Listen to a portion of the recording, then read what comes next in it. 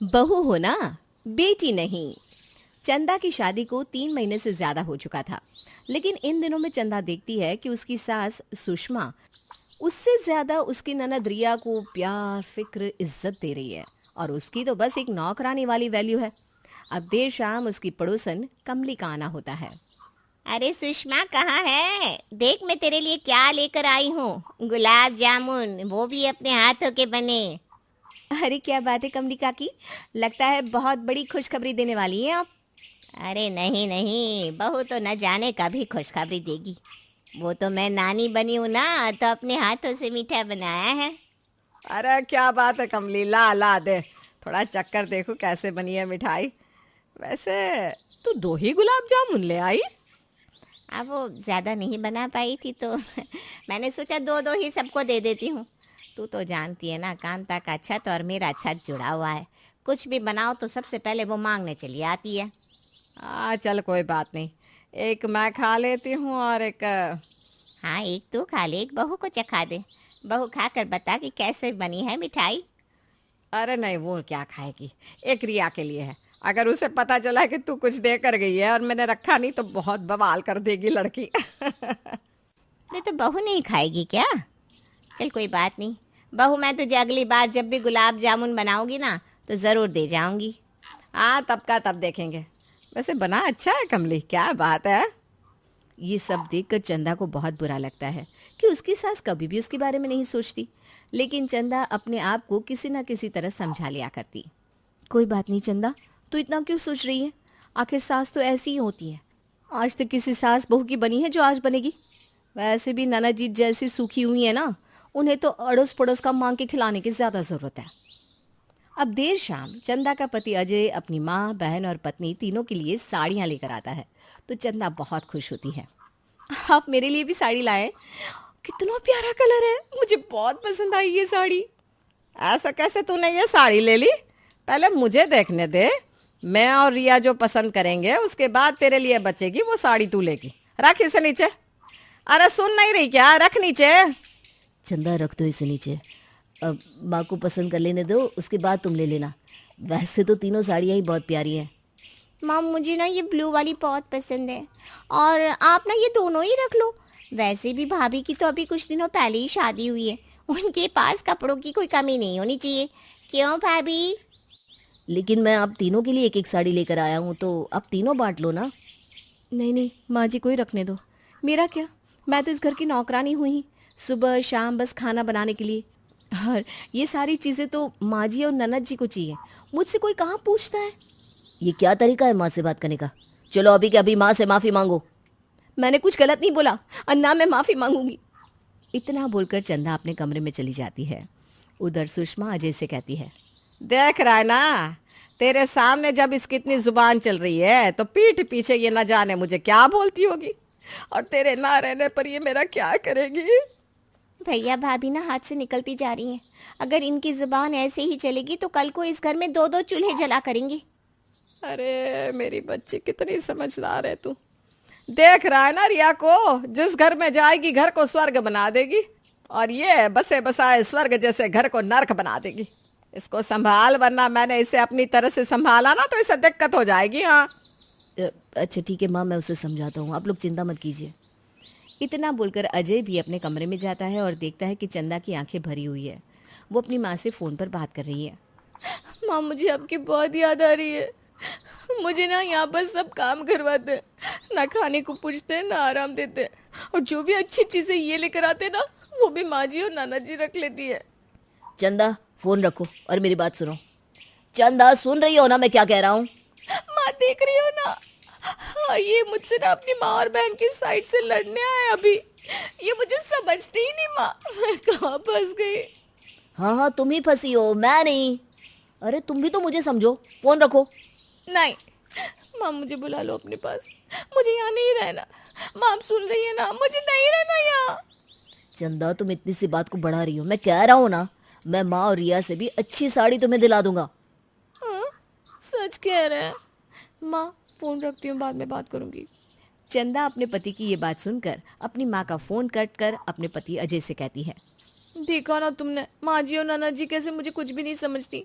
अरे घर की नौकरानी को भी इतनी इज्जत मिलती है कि उसे भी हर महीने कुछ ना कुछ देते हैं, वो भी पगार के साथ। तुम्हें तो मैं समझा समझा कर परेशान हो चुका हूँ, लेकिन तुम हो कि सुनती नहीं हो। अच्छा चलो अब ये बताओ कि किस सास बहू की बनी आज तक। और रही बात रिया की, रिया इस घर की लाडली है, माँ की लाडली है। मैं समझ गई, लेकिन मैं ये नहीं कह रही कि मुझे ज्यादा प्यार इज्जत सम्मान मिले, लेकिन इस घर में तो मेरी इज्जत नौकरानी से भी गई गुजरी हो गई है। अच्छा तुम अब ये सब छोड़ो, मैं तुम्हें जल्द ही तुम्हारे मायके घुमा लाऊंगा बस। ठीक है, ये भी ना मैं कब से सुन रही हूँ। चलती हूँ, खाना बनाने का समय हो गया है, नहीं तो इसके लिए भी ताने सुनने को मिलेंगे भर भर के।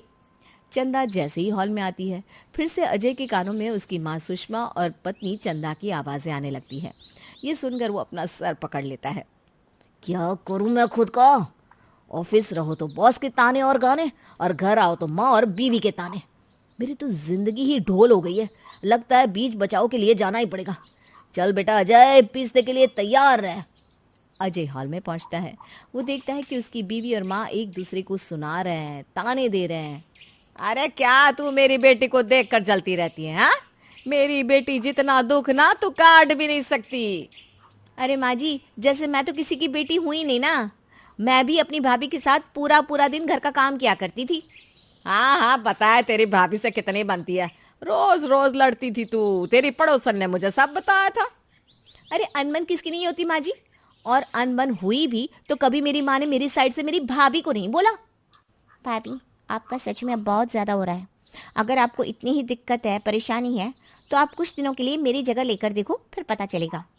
अरे क्यों नहीं, मंजूर है मुझे। ये तो तय रहा, अभी से मैं माँ जी की बेटी और तुम इस घर की बहू का रोल निभाओगी।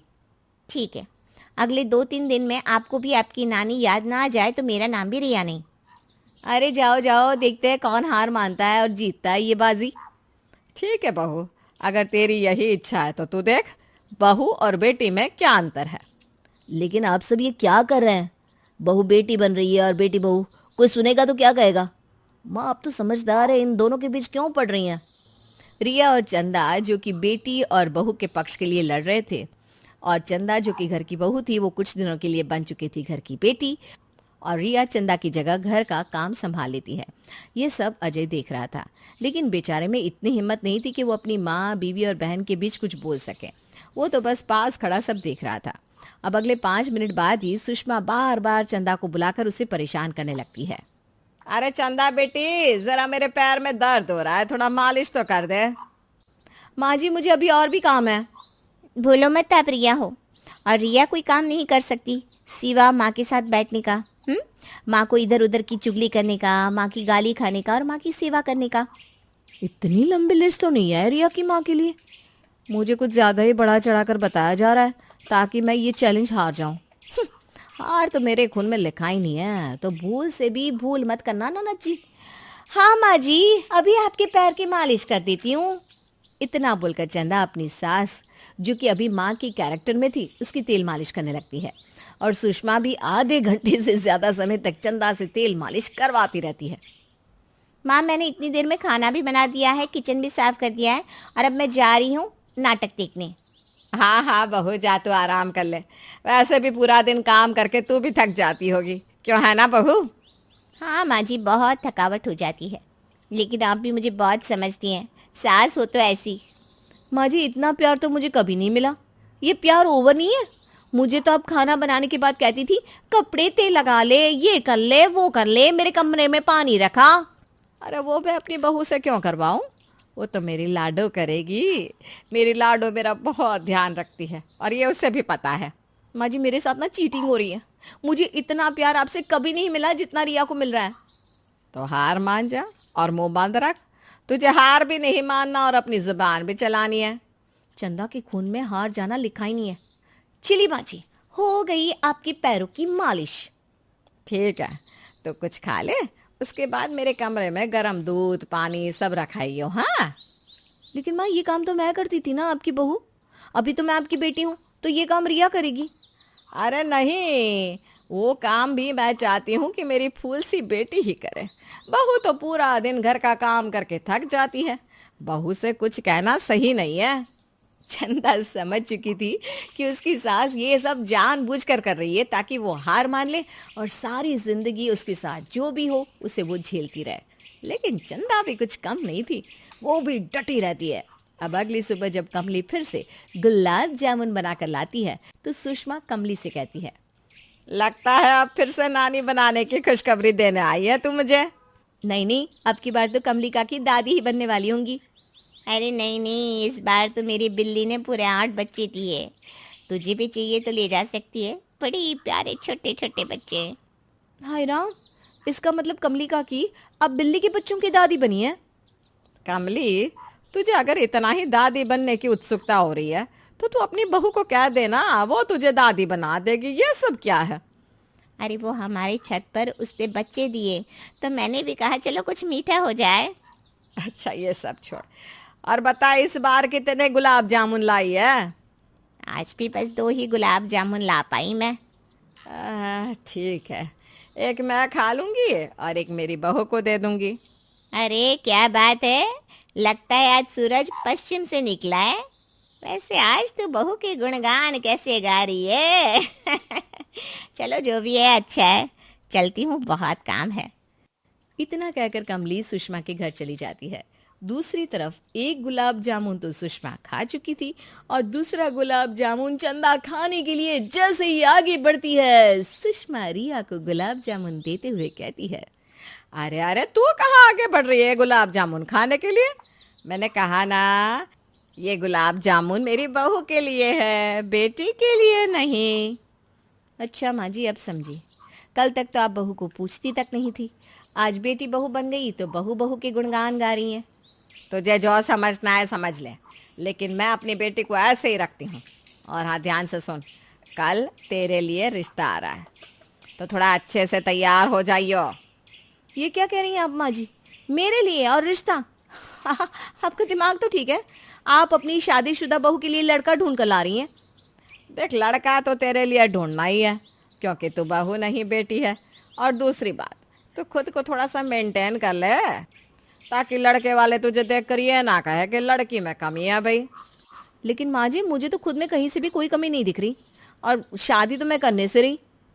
अब तक तो चंदा को लग रहा था कि वो कैसे भी इस चैलेंज को जीत लेगी, लेकिन जब सुषमा चंदा के रिश्ते की बात करती है तो चंदा को कुछ भी समझ में नहीं आ रहा था। अब देर रात चंदा ये बात अपने पति से कहती है, आपको पता चला माँ जी मेरे साथ क्या करने जा रही हैं? अब क्या कर दिया माँ ने? माँ और तुम, मुझे तो किसी का कुछ समझ में नहीं आता। अरे ये सवाल आप अपनी माँ से जाकर पूछिए, वो मेरे लिए रिश्ता लेकर आ रही हैं। और मुझे शाम में पता है उन्होंने क्या कहा? उन्होंने कहा मुझे अपने आप को मेंटेन करना पड़ेगा क्योंकि मेरे लिए रिश्ता आ रहा है। क्या मजाक है, माँ ऐसा बोल ही नहीं सकती। हाँ, मुझे तो पता है आपको अपनी माँ अच्छी लगती है, लेकिन आप अपनी माँ से जाकर पूछ लीजिए उन्होंने मुझे ये बात कही कि नहीं कही। अजय उसी वक्त अपनी माँ सुषमा के कमरे में जाता है।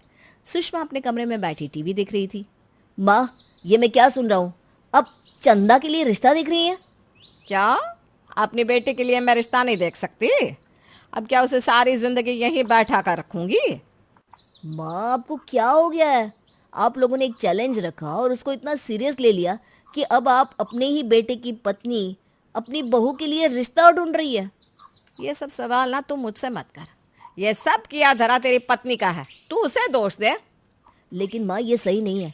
अब क्या करने जा रही हैं? आप सोच भी रही हैं? ऐसा है कि रात के 11 बज रहे हैं, मुझे सोने दे। सुबह उठना है, मेहमान आएंगे, उनके लिए खाना पीना, घर साफ करना सब देखना है। जहाँ बेटा, मुझे सोने दे। अजय को तो कुछ समझ में नहीं आ रहा था। चंदा भी परेशान थी, इधर रिया घर का सारा काम करके परेशान थी और सुषमा तो अपनी बहू को सबक सिखा रही थी, जो सिर्फ यही कहती थी कि सुषमा अपनी बहू से ज्यादा बेटी को प्यार करती है। अब चंदा भी बेटी होने का दर्जा पाकर पछता रही थी। अगली सुबह, अरे चंदा बेटी, सुबह से बैठी हूँ, चाय मिलेगी कि नहीं? लेकिन माँ जी, चाय बनाने का काम तो घर की बहू का है और अभी बहू का दर्जा रिया को मिला हुआ है ना। अभी बना देती हूँ माँ, कोई बात नहीं। माँ जी ये सब छोड़िए, मुझे पूरी रात टेंशन से नींद नहीं आई। क्या सच में आप मेरे लिए रिश्ता ला रही हैं? हाँ, तो क्या तेरे लिए मैं रिश्ता ना देखूं? तुझे सारी जिंदगी यहीं बिठा कर रखूं? अरे तू चाहती क्या है? तू इस घर की बेटी है तो बेटी की तरह रह। अरे मैं माँ हूँ, मुझे माँ वाले काम करने दे। इतना सुनकर चंदा जोर जोर से रोने लगती है। उसके रोने की आवाज़ सुनकर अजय हॉल में आता है और चंदा को चुप कराने लगता है। वहीं दूसरी तरफ रिया भी अपनी भाभी को चुप करा रही थी। अब रोना बंद कर, ये सब मैं तुझे सबक सिखाने के लिए कर रही थी। बहुत हुआ नाटक तेरा। तू मेरी बहू है और बहू बनकर रह, और रिया मेरी बेटी है, उसे बेटी बनकर रहने दे। तो आप मेरे लिए कोई रिश्ता तो नहीं ला रही है ना?